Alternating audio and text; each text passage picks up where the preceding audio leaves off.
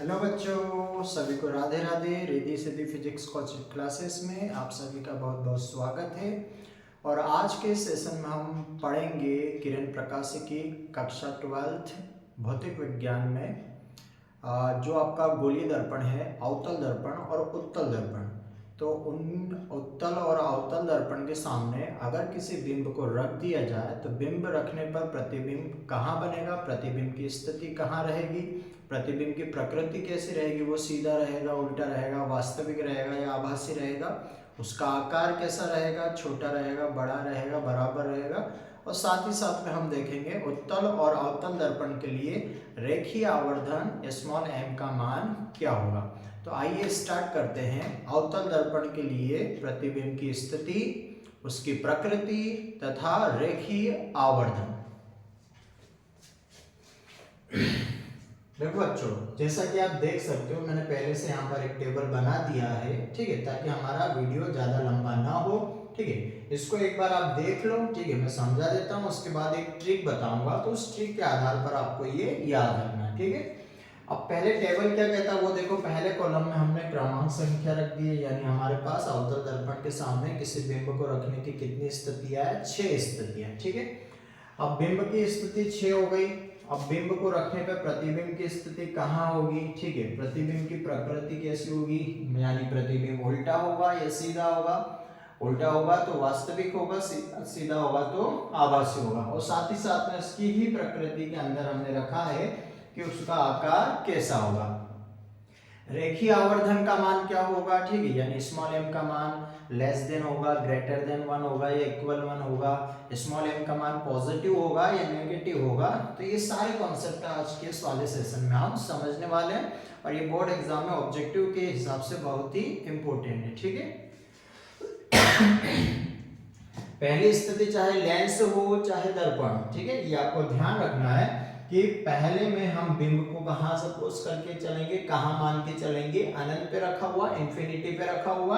तो अगर आपका बिंब की स्थिति अनंत पर है तो प्रतिबिंब उस अवतल दर्पण के कहां पर बनेगा, f बोले तो फोकस बिंदु पर बनेगा। तो ये वाला पॉइंट आपको जो मैं ट्रिक बताऊंगा उसके हिसाब से ये वाला जो पॉइंट है ये आपको स्टार्टिंग पॉइंट ध्यान रखना है कि चाहे लेंस हो चाहे दर्पण हो, अगर बिंब अनंत पे रखा हुआ है, वस्तु अनंत पे रखी हुई है, तो प्रतिबिंब हमेशा उसके कहां पर बनेगा, फोकस बिंदु पर बनेगा। ठीक है, और यह नियम अनंत और फोकस वाला लेंस और दर्पण दोनों के लिए क्या होता है, लागू होता है। ठीक, कैसा बनेगा, प्रकृति कैसी होगी, तो भैया उल्टा बनेगा।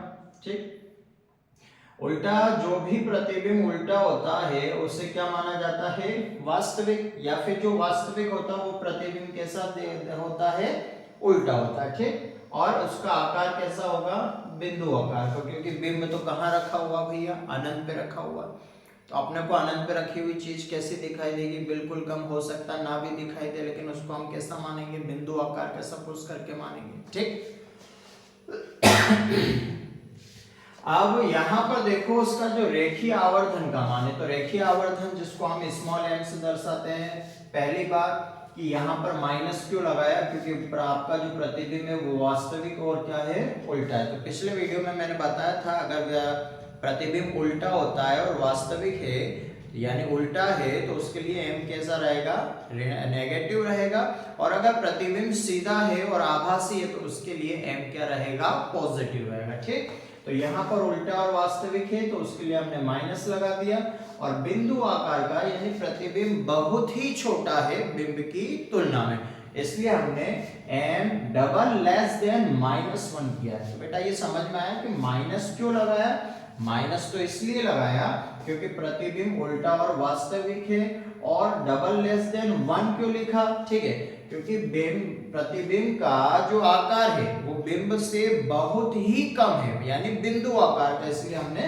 डबल लेस देन -1 कर दिया। ठीक, दूसरे पॉइंट में हम बिंब को उठा के कहां रख देंगे, अनंत तथा C के मध्य में। ठीक, यानी एक चित्र बना देता हूं ताकि आपको और इजीली समझ में आ जाए कि ये मान लो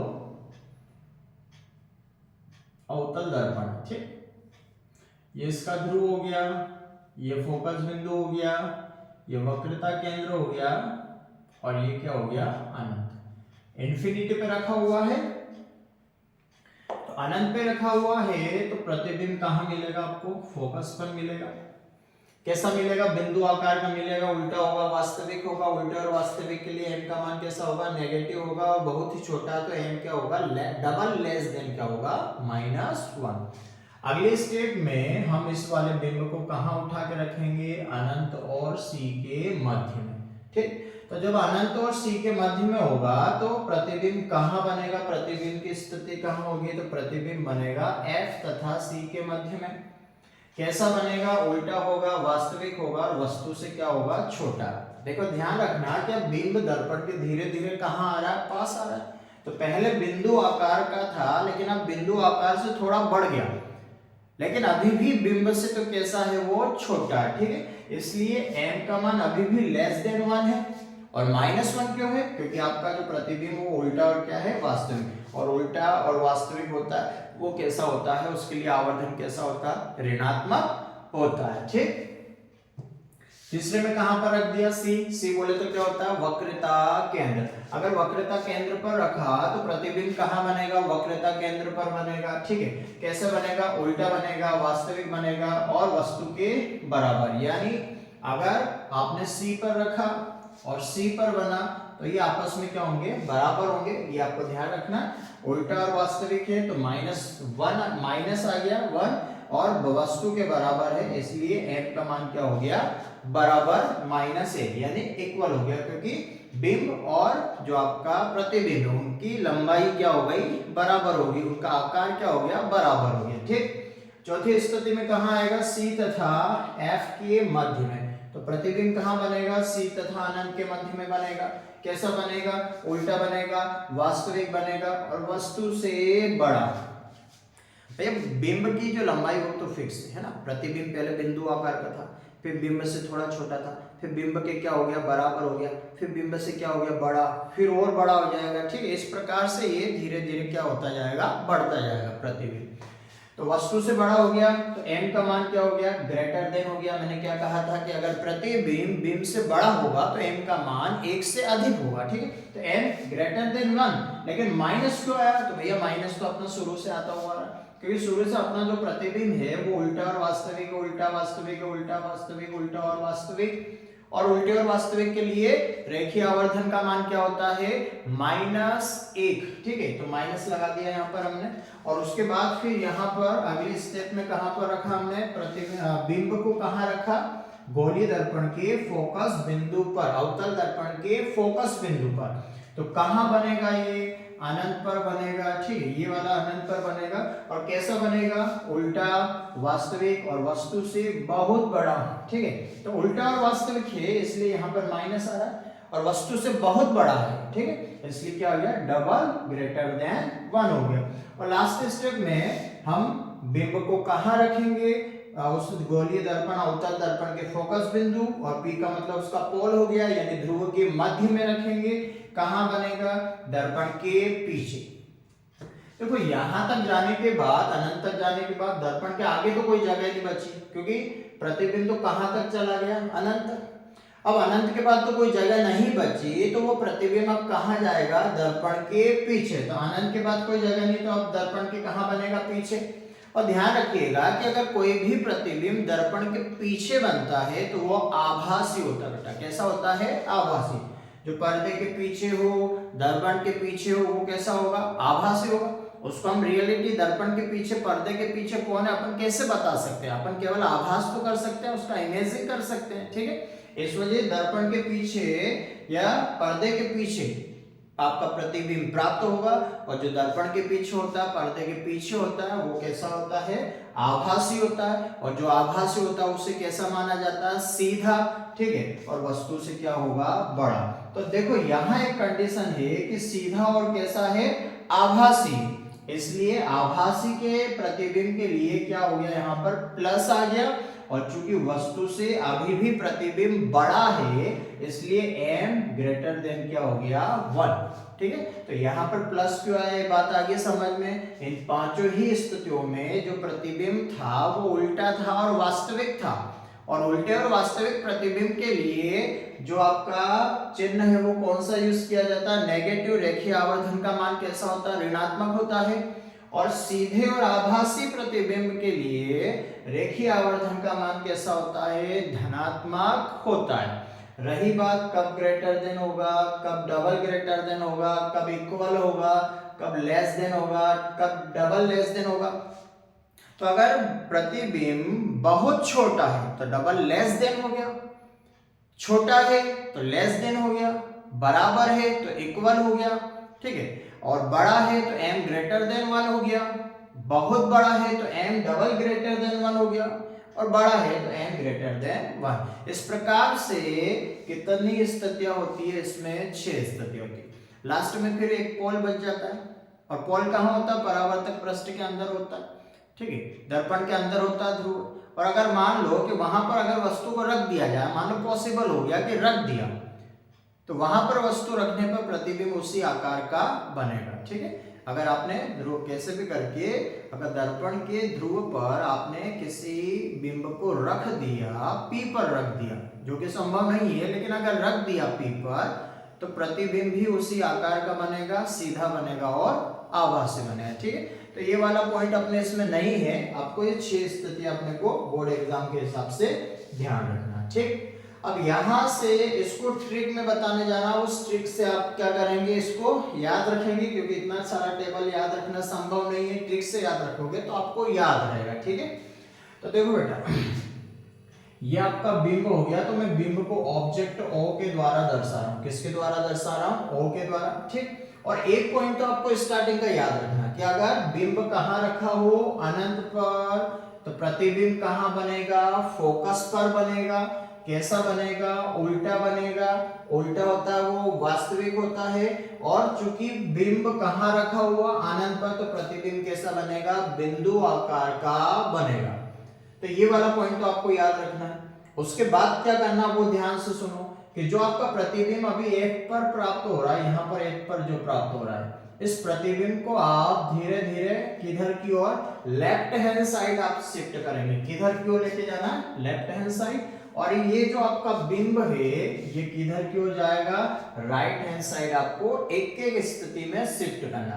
देखो कैसे शिफ्ट करेंगे कि पहली स्थिति में आपने कहां रखा, अनंत पर। प्रतिबिंब कहां बना भैया, F पर बना, ठीक। कैसा बना, छोटा है, बिंदु आकार का है, उल्टा है, और कैसा है, वास्तविक है, ठीक। अब दूसरी स्थिति में आप डायरेक्ट C पर लेकर नहीं आएंगे, अब दूसरी स्थिति में अनंत और C के मध्य में रखना है, ठीक। तो ये हो जाएगा दूसरी स्थिति, कहां रखा, अनंत और C के मध्य में। कहां रखा, अनंत और C के मध्य में। अब प्रतिबिंब को एक स्थिति इधर की ओर लेके जाओ, तो प्रतिबिंब भी डायरेक्ट C पर नहीं आएगा, एक स्थिति इधर आएगा, तो प्रतिबिंब आपका आ जाएगा F और C के बीच में। तो देखो प्रतिबिंब कहां आ गया, F और C के बीच में। अभी भी प्रतिबिंब की प्रकृति देखें तो कैसी है, उल्टा है प्रतिबिंब। उल्टा होता है वो वास्तविक होता है, और बिंब से अभी भी क्या है, छोटा है। तीसरी स्थिति में अब ये बिंब कहां पर आ जाएगा, वक्रता केंद्र पर। तो ये भी प्रतिबिंब एक स्टेप इधर शिफ्ट करो, मतलब बिंब को एक स्टेप, हर एक स्टेप में राइट हैंड तरफ आपको शिफ्ट करना है, ले जाना है। तो प्रतिबिंब किधर की ओर जाएगा, लेफ्ट हैंड तरफ जाएगा। इसका मतलब समझ लो कि धीरे धीरे दर्पण से बिंब की जो दूरी है, ठीक है, वो धीरे धीरे क्या हो रही है, कम हो रही है। और जबकि प्रतिबिंब की दूरी धीरे धीरे क्या होती जा रही है, बढ़ती जा रही है। तो हम कह सकते हैं कि अवतल दर्पण के लिए U और V में जो रिलेशन होता है वो एक दूसरे के क्या होता है, व्युत्क्रमानुपाती। जैसे जैसे बिंब पास आएगा वैसे वैसे प्रतिबिंब कहां जाएगा, दूर जाएगा, ठीक। तो तीसरी स्थिति में कहां पर आ गया, C पर। इस प्रतिबिंब को भी एक स्टेप इधर शिफ्ट करके देखो तो कहां पर आ जाएगा, आपका C पर आ जाएगा। और C वक्रता केंद्र वह बिंदु है जहां पर अगर बिंब को रख दिया जाए तो प्रतिबिंब भी वहीं बनेगा, और जहां बिंब है वहां प्रतिबिंब है, तो दोनों का आकार क्या होगा, बराबर होगा। तो देखो यहाँ पर वक्रता केंद्र पर रखा, वक्रता केंद्र पर प्रतिबिंब बना, कैसा बना, उल्टा, वास्तविक और वस्तु के बराबर हो गया। तो प्रतिबिंब का आकार धीरे धीरे क्या होता जा रहा, बढ़ता जा रहा। बिंब के आकार में किसी प्रकार का कोई परिवर्तन नहीं होगा। चौथे स्टेप में देखो, चौथे वाले स्टेप में ये जो आपका बिंब है ये सी से चलकर कहाँ आ जाएगा, तो ये आ जाएगा भैया सी और एफ के बीच में। चौथी स्थिति में वक्रता केंद्र और फोकस बिंदु के मध्य में अगर बिंब को रख दिया जाए, प्रतिबिंब बताइए कहां पर मिलेगा, तो एक स्टेप आप उधर लेके जाओ। अभी तक कहां था प्रतिबिंब, सी पर, अब कहां आ जाएगा, सी और एफ के बीच में। और हर एक स्टेप में उसका साइज आपको क्या करना है, बढ़ाना है। अभी तक वो किसके बराबर हो गया था, बिंब के, अब बिंब से क्या हो जाएगा, बड़ा हो जाएगा। तो देखो अगर आपने सी और एफ के मध्य में रखा तो प्रतिबिंब कहां बनेगा, सी और अनंत के बीच में बनेगा। तो भैया सी और अनंत के बीच में बन गया। कैसा बनेगा, प्रतिबिंब की प्रकृति कैसी होगी, तो उल्टा होगा। जो उल्टा होता है वो वास्तविक होता है, और बिंब से क्या हो गया, बड़ा हो गया। बिंब से बड़ा हो गया इसका मतलब n का मान ग्रेटर देन 1 हो गया, और चूंकि उल्टा और वास्तविक है तो यहाँ पे क्या हो गया आपका -1। अगले स्टेप में देखो, अभी तक आपका बिंब कहाँ था, सी और एफ के बीच में। अगले स्टेप और चला तो अब वो कहां पर आ गया, फोकस बिंदु पर। कहां पर आ गया, फोकस पर। प्रतिबिंब आपका कहां तक पहुंच गया था, तो देखो प्रतिबिंब आपका सी और अनंत के बीच में पहुंच गया था। अब आप इस प्रतिबिंब को एक स्टेप लेफ्ट हैंड साइड आप शिफ्ट करके देखो तो ये कहां आ जाएगा, अनंत पर आ जाएगा भैया। तो अगर F पे रखोगे तो अनंत पर मिलेगा प्रतिबिंब। कैसा बनेगा, तो उसकी प्रकृति कैसी होगी भैया, उल्टा होगा, वास्तविक होगा, वस्तु से बहुत बड़ा होगा, इसलिए m का मान डबल ग्रेटर देन हो गया बहुत बड़े के लिए, और उल्टा और वास्तविक है तो माइनस लगा दिया वहां पर।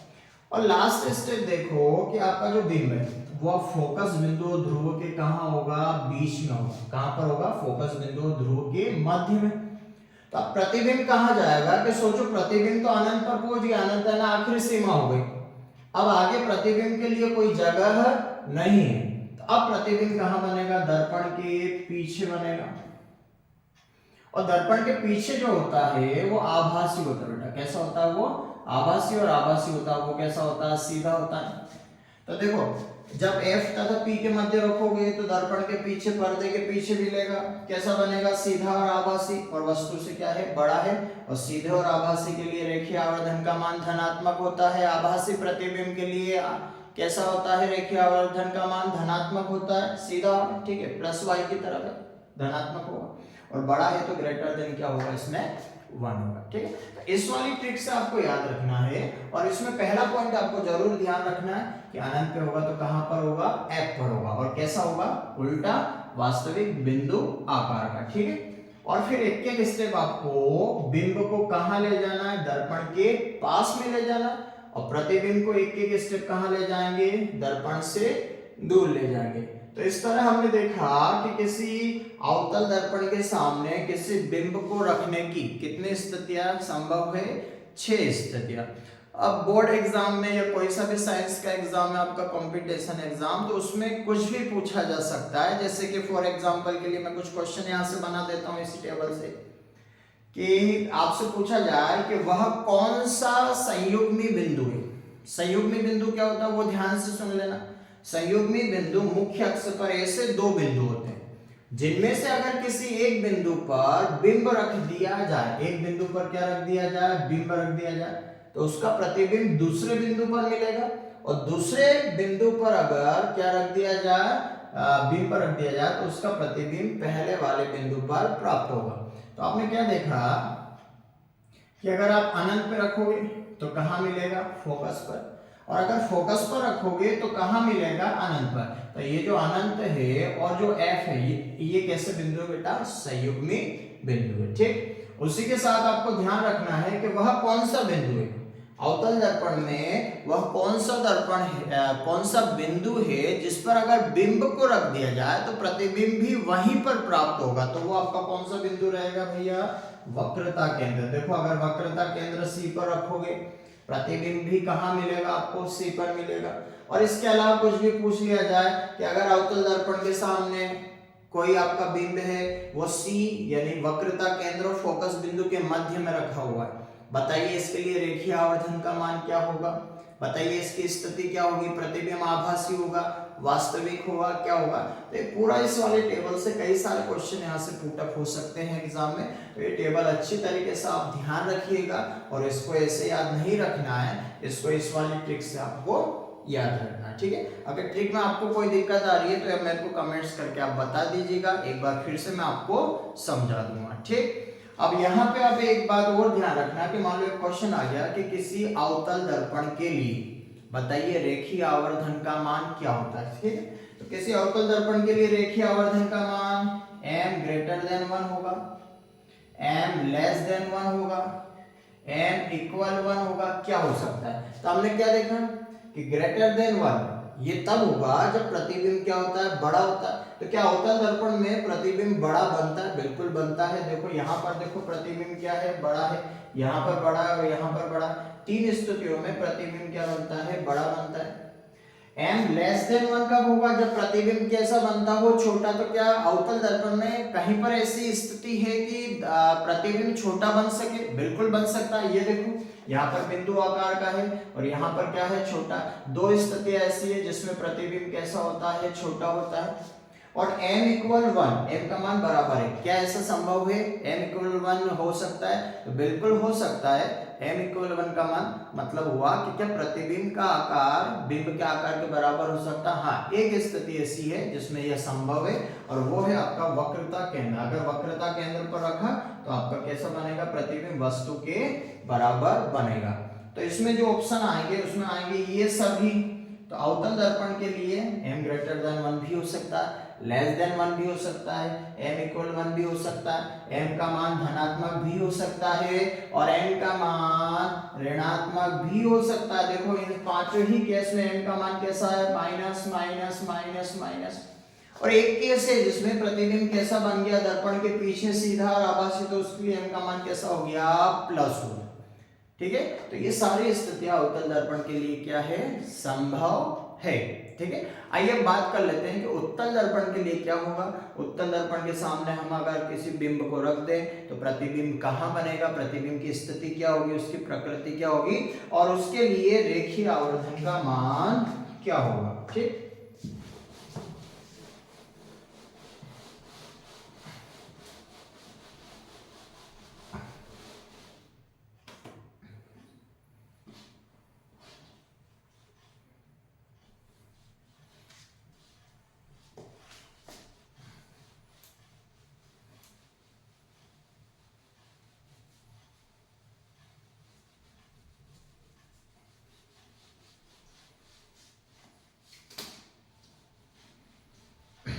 उत्तल दर्पण में प्रतिबिंब, उत्तल दर्पण से प्रतिबिंब निर्माण, ठीक है।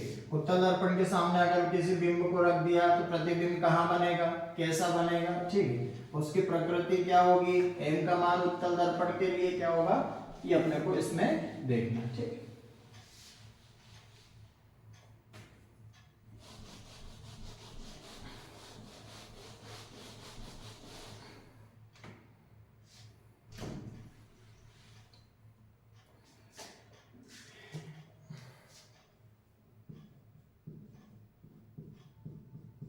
उत्तल दर्पण के लिए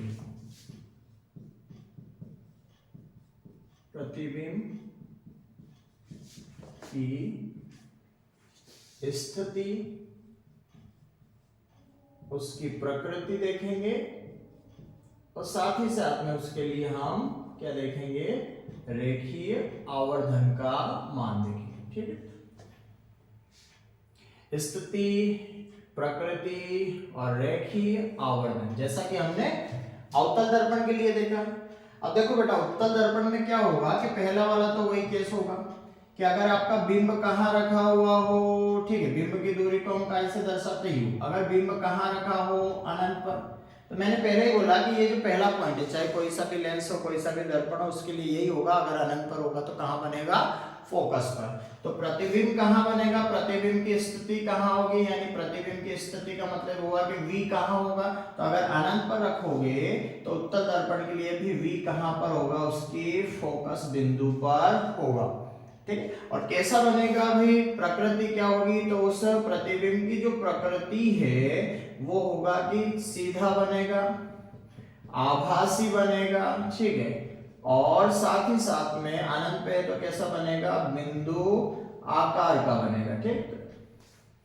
और m का मान क्या होगा, तो m का मान एक तो सीधा और आभासी, तो आभासी के लिए, आभासी प्रतिबिंब के लिए रेखीय आवर्धन, आभासी यानी सीधा हो गया, सीधा यानी ऊपर की ओर प्लस, y, ठीक है। इसलिए प्लस का होगा 1 और इक्वल होगा या क्या होगा, तो बिंदु आकार का यानी बहुत ही छोटा है। तो अगर बहुत ही छोटा है तो यहाँ पर क्या आ जाएगा, डबल लेस देन, ठीक है। तो जो m का मान है वो डबल लेस देन क्या होगा, +1 होगा। इसमें माइनस नहीं आएगा, +1 आएगा, क्योंकि कैसा प्रतिबिंब सीधा आभासी और बिंदु आकार का, ठीक।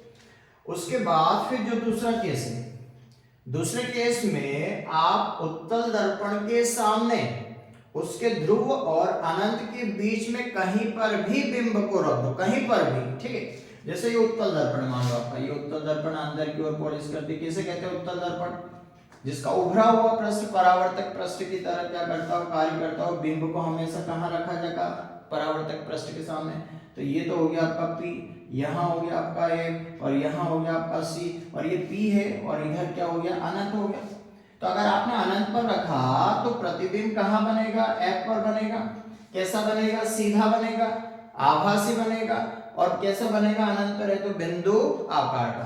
अब देखो यहाँ पर ना तो F है, परावर्तक पृष्ठ के सामने देखो कि यहाँ ना तो F है ना ही C, ये सारे के सारे उधर है, जो पॉलिश युक्त पृष्ठ है आपका उधर है। तो आप ले दे के उत्तल दर्पण के सामने बिंब को केवल दो ही स्थितियों में रख सकते हो, या तो कहाँ रख सकते हो, अनंत पे, या फिर ध्रुव और अनंत के बीच में कहीं पर भी रख दो, यहाँ रख दो, यहाँ रख दो, यहाँ रख दो। इसमें F और C नहीं आएगा, आप F और C पर नहीं रख सकते, क्योंकि F और C पर रखोगे तो ये तो पॉलिश वाले पृष्ठ के सामने हो जाएगा और वहां पर प्रकाश का परावर्तन नहीं होगा, तो प्रतिबिंब का निर्माण नहीं होगा।